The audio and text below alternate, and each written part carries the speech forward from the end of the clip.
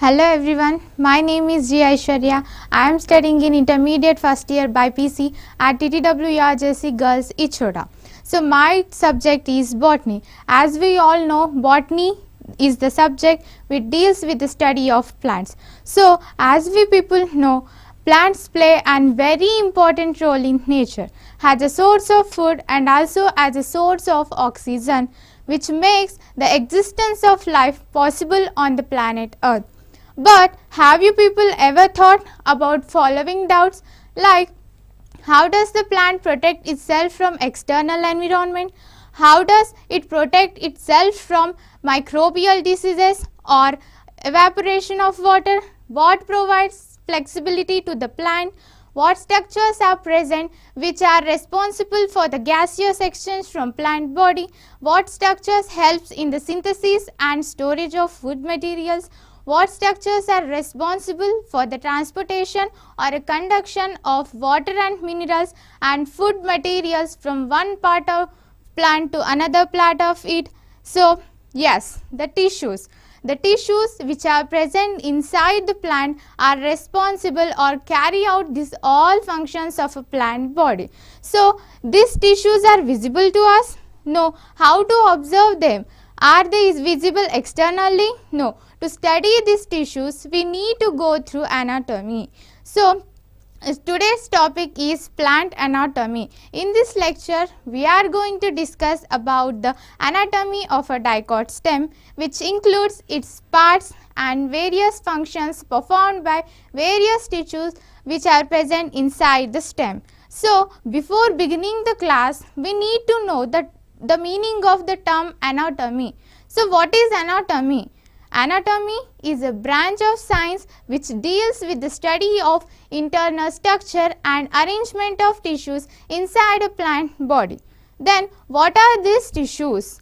Yes, as we all know, the basic unit of life in both animals and plants are cells, and the organized group of these cells form tissues, and the study of tissues is known as histology. In plants or in animals too, but we are discussing about plants now. So, these tissues group together and forms various organs in plants like roots, stem, leaves, and these organs differ in structure and in functions also.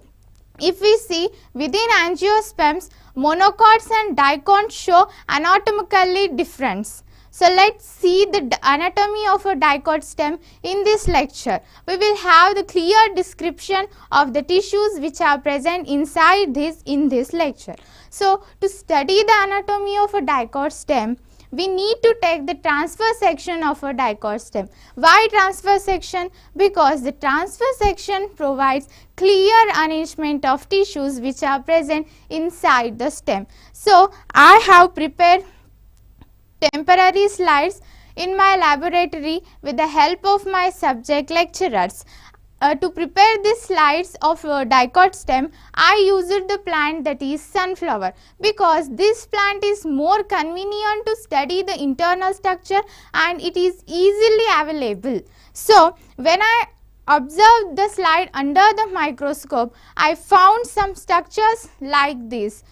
So, these are the arrangement of tissues inside the stem. So, see, to learn these structures more efficiently, I have enlarged a section. So, here we can find structures like epidermis, vascular bundles and many more which we are going to study in this class. So, let us see the diagrammatic weave of these structures. Right. So, this is the diagrammatic weave of the internal structure of a dicot stem, and the internal structure of a dicot stem is divided into three main zones. Those are epidermis, cortex and stele. Let us study these regions more clearly. So, first the region is the epidermis. Epidermis is the outermost layer of the stem and it is the protective layer of stem, and this layer is composed of rectangular shaped cells which are compactly arranged without any intercellular spaces, and This regions also contains 3 another sub-regions. Those are cuticle, stomata and trichomes. Let us study about these regions more clearly. So, let us cuticle. The uppermost layer of the epidermis is covered by a thin waxy layer called as cuticle, and this cuticle is chemically composed of a substance called cutin, and the functions performed by cuticle are: this cuticle protect the plant stem from high temperature, and it also prevents the desiccation of water from plant body. So, then we are going to study about the stomata. We can find minute pores in the epidermis. Those are nothing but those are the stomatas. They help in the gaseous exchange and they also promote transpiration from plant body. So, then we can find small hair-like structure which are present on the stems. Those structures are called as trichomes. These structures are arising from the elongation of cell wall of epidermal cells. These structures are multicellular. They are uni or biseriate, and the functions performed by trichomes are: they protect the plant stem from high temperature, and they also prevent the evaporation of water from plant body, and the main function performed by trichomes are: they prevent the plant from getting attacked by microbial diseases. So, let us see the diagrammatic representation. So, here the green colored part is the epidermis. Here we can find the structures like root stem hairs, those are trichomes, and a thin layer which is surrounding the epidermis is the cuticle, and this cuticle is composed of chemical substance called cutin, right. So, in this epidermis we can find minute pores, those are the stomatas, which promotes gaseous exchange and helps in transpiration. So, let us moving to the furthest part, that is the cortex. Cortex, we can say it is the middlemost layer because it is present in between epidermis and the stele. That means it divides the epidermis and the stele. So, cortex is smaller in size compared to the stele, and this region is composed of 3 subzones. Those are hypodermis, general cortex and endodermis. Let us have clear description about each region. So, hypodermis, it is the outer part of the cortex and composed of 3 to 6 rows of collenchymatous cells. These cells are arranged compactly without intercellular spaces and show excessively thickened cell walls in the corners. These cells are filled with active vacuolated cytoplasm possessing with or without chloroplast. The hypodermis layers gives tensile strength to the stem, and these also helps in the synthesis of carbohydrates. So, let us have the diagrammatic representation of hypodermis. See, here the blue colored cells from here to this red color layer, this region belongs to the cortex, and the upper blue colored cells are the hypodermis, and see these cells are arranged compactly without any intercellular spaces, and these cells are of collenchymatous tissue. See, we cannot observe any kind of space in between this, and the cell wall of these cells is thickened at corners because of the deposition of suberin. So, going to the next part, that is general cortex. General cortex is the middlemost layer of the cortex. We said that cortex is the middlemost layer of stem, like that general cortex is the middlemost layer of the cortex. See, it is found beneath the hypodermis and it is present in between the hypodermis and endodermis. This layer is composed of 5 to 10 rows of thin walled living parenchymatous cells with or without intercellular spaces. The cells of this region may be isodermatic oval or spherical in shape. The few outer layers contain chloroplast and the inner layers contain leucoplast. So, the general cortex is concerned with assimilation and storage of food materials. So, let us have the diagrammatic representation of general cortex. See the general cortex. General cortex is composed of living parenchymatous cells. Here we can find the green colored cells and the blue colored cells. As we learned that the upper rows of these cells contain chloroplasts, so these are in green color, and the lower one contains leucoplasts, so see they are here. So, containing chloroplast means they perform the function of photosynthesis, that is nothing but assimilation of food materials, and these lower region cells contains leucoplast, so they store the food materials. So, before moving to the next part, that is endodermis, we need to discuss another structure which is present in general cortex, that is the resin duct. So, here we can observe the resin duct. See the yellow color structure is the resin duct. This secretes the resin fluid which prevent the stem from getting infected by fungal or microbial diseases. So, this is about the general cortex, and moving to the next part of cortex, that is endodermis. The innermost layer of the cortex is called endodermis. It is single cell thick layer. The cells of this region are barrel shaped and arranged compactly without intercellular spaces. The cells of this region contain vacuolated protoplasm and show large number of starch grains. So, hence it is called as starch sheath. So, let us have diagrammatic representation of endodermis. So, here the red color structure, see we can observe this, it is present in between general cortex and stele, right. So, this we can say it is the barrier or a border between these two regions, and this region is composed of cells containing starch grains. So, it is also known as starch sheath. So, moving to the next part, that is stele. Stele is the central conducting cylinder of stem, and this is the well developed and occupies a major part of the stem, and the stele occupies major part of the stem, and it is composed of 4 parts. Those are pericycle, vascular bundle, medulla or pith or medullary rays. So, let us have a clear description about each and every part of the stele. Moving to the first part of stele, that is pericycle. The pericycle, it is present in the form of a discontinuous ring and consists the outermost layer of the stele. It is made up of 3 to 5 rows of thick walled dead lignified cells and gives mechanical strength to the stele, and this region appears as semi-lunar patches of sclerenchyma above the vascular bundling with interweaving masses of parenchyma.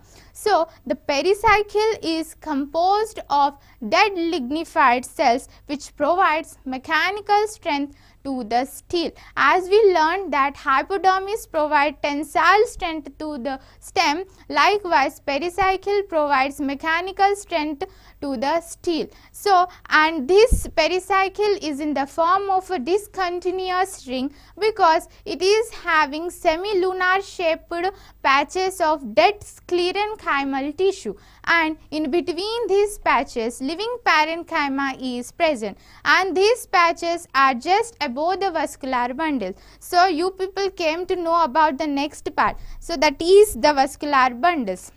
Vascular bundles are about 15 to 20 present in a form of a circle. The arrangement of vascular bundles in a circular form is called as U-stele, and this type of arrangement we can find in dicot stem. So, the vascular bundles are wedge or top shaped. In the vascular bundles we can find xylem and phloem, and xylem is at the lower side while the phloem is at the upper side. A meristematic layer of cells called cambium is present in between the xylem and phloem. So, they are called conjoined, collateral, open vascular bundles. So, about 15 to 20 vascular bundles are present inside the stem and they are arranged in the form of a circular ring. So, this type of arrangement is called as U-stele, and these vascular bundles are top or a wedge shaped, and as we all know, vascular bundles are composed of xylem and phloem, and we can call these vascular bundles are conjoined. Conjoined means because they are present on a same radius. Phloem and xylem are present on the same radius, and they are also called as collateral because the phloem and xylem are placed side by side, and these vascular bundles are also called as open vascular bundles because in between the phloem and xylem a meristematic cells form a layer called cambium is present, and this divides the phloem and xylem, hence they are called as open circular bundles. And as we all know, vascular bundles are composed of xylem and phloem. No, let's study about the xylem. Xylem is consisting of xylem vessels, xylem parenchyma, and there may be few tracheids and xylem fiber.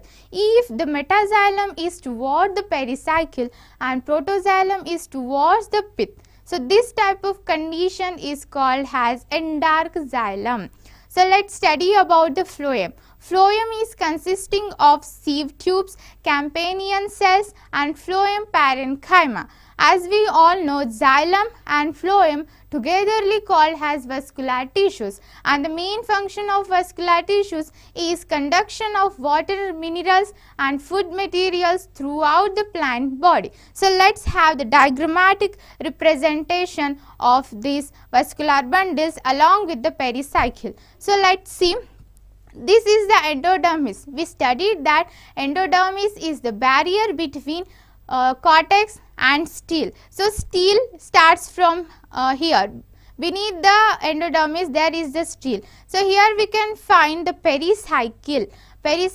And these are the vascular bundles. So these red color cells are nothing but semi-lunar patches of dead sclerenchymal tissue, and in between these patches there is the living parenchyma, and these the vascular bundles. In vascular bundles we can find phloem and this is the xylem, and these are called as conjoined. We studied about conjoined that the phloem and xylem are present on same radius, right? So these are called as conjoined, and these vascular bundles are called as collateral because this xylem, this phloem and this xylem is present side by side. See, the phloem is upper side and the xylem is lower side, and in between these layers the meristematic region or a meristematic layer of cambium is present. So these vascular bundles are called as open vascular bundles, and we studied that endark condition is there. Endark condition is what? Metaxylem is towards the pericycle. This is the pericycle and this is the metaxylem which is formed laterally, and this is toward the pericycle, and the protoxylem which form firstly, it is towards the pith. This is the pith region, right? So this type of condition is called as endark condition. So let's moving to the next part of stele, that is medulla or pith. It is the central part of the stele and it is very big in size. It is developed by region. It is a developed region. It shows thin walled parenchymatous cells having intercellular spaces. The chief function of medulla is storage of food materials. So medulla or pith, the central part of the stele is the medulla. We learned that central part of the stem is the stele. Likewise, the central part of the stele is medulla. It is also known as pith. This is the well developed region, and this region or the cells of this region are composed of parenchymatous cells which are thin walled and they are having intercellular spaces in between them, and the function of medulla or pith is storage of food materials. Let's have a look at diagram. See, here here these are the medulla or pith. See, these cells are of parenchymatous tissue and these are arranged with intercellular spaces. Here are the intercellular spaces and the function of this region is storage of food materials. Moving to the next part, that is medullary rays. Medullary rays are also called as pith rays, wood rays or vascular rays. They are found in between the vascular bundles. They show many horizontal rows of thin-walled, radially elongated living parenchymatous cells which help in lateral conduction of food materials from cortex to stele. So, medullary rays. In between two vascular bundles, these rays are arranged horizontally and the structure of these cells are, they are radially elongated and these cells are of parenchymatous cells and the main function of medullary rays is lateral conduction of food materials from cortex to stele. So, let us have the diagrammatic representation of all the structures which we have studied. So, see, this is the sector enlarged one for a clear descriptive study of the tissues present inside it. So, this is the region called as epidermis and beneath the epidermis there is a region up to this is the cortex and from here to here is the region called as stele. So, epidermis, as we study, the outermost layer of the stem is the epidermis and it shows three structures. So, the stem hair like structures are called as trichomes and above this epidermis a thin waxy layer is found, that is nothing but cuticle, and then we can observe minute pores in the epidermis, those are called as stomata and the functions of epidermis are they provides protection to the inner tissues present in them and they protect the plant stem from external temperature and they also prevent the plant body from evaporation of water. So, next part is the cortex. So, from here to here this part is composed of cortex and these cells it shows three subzones, those are hypodermis, general cortex and endodermis. So, this part is called as hypodermis and this region is compact having collenchymatous cells which are arranged compactly without any intercellular spaces. So, here we cannot find any intercellular spaces, right. So, beneath and the main function of this region is to provide tensile strength to the stem. Tensile strength is nothing but elasticity to the stem. So, below this region there is a green colored cells and blue colored cells.